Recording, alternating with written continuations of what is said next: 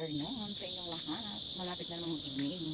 Walking tayo. Advance na ngayon ang aking walking exercise. Kasi nag-download ako ng pedometer.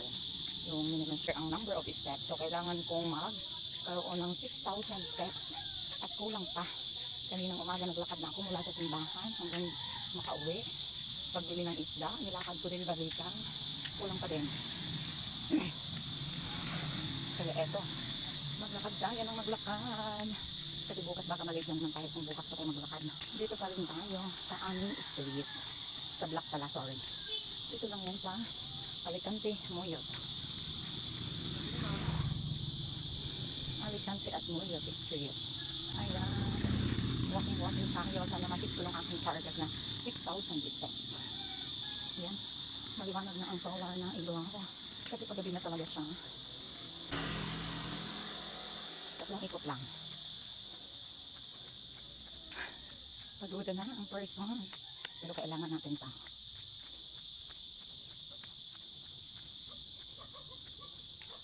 Para mahit natin yung target weight natin. Kasi yun, gamit yung pedometer, gamit yung aking weight, yung aking height, o yung aking BMI. Ayan. Ang daily na number of steps na dapat kong ma-accumulate is 6,000 steps. Ba, malayo-layo rin yun. Ayan. One round na tayo. Second round na tayo. Ayan. Saglit lang to.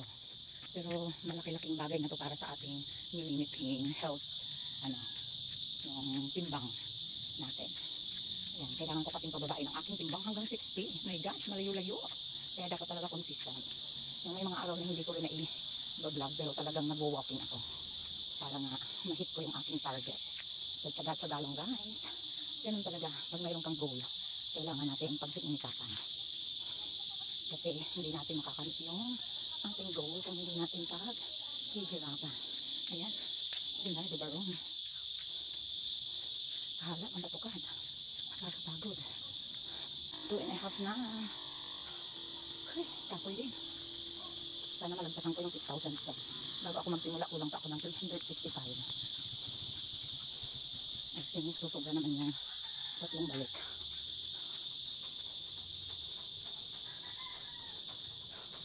Ayan. Bakit na?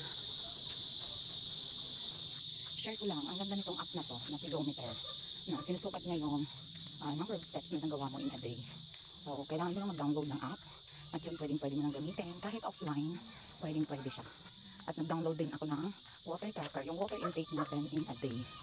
Ang ganda nung nagtutulong din ng mga apps na to sa cellphone. Kailangan lang i-download. Kasi yung sa water tracker naman, nire-remind ka niya from time to time pag kailangan mo nang uminom ng tubig. At yun, pagkatapos mo uminom, pipindutin mo lang yung drink, and then monitor na kung ilang ounces na lang of water ang kailangan mo inumin para makumpleto more than 8 glasses sa isang araw. At ayun na, ikot, pangatlong round na to. Ang bilis lang. Pagkagating ko rin ng bahay, makakapagluto na ang hapunan. At ayan na nga, ayon sa aking pedometer tracker, naka 0.73 km na ako for today. Ayan, so mayroon pa siyang conversion kung ilang calories ang nabawas sa'yo. Ang ganda nitong app na to. Subukan nyo rin. So, yan lang guys. Andito na ulit ako sa amin. Pauwi na ulit. Pinagpawis.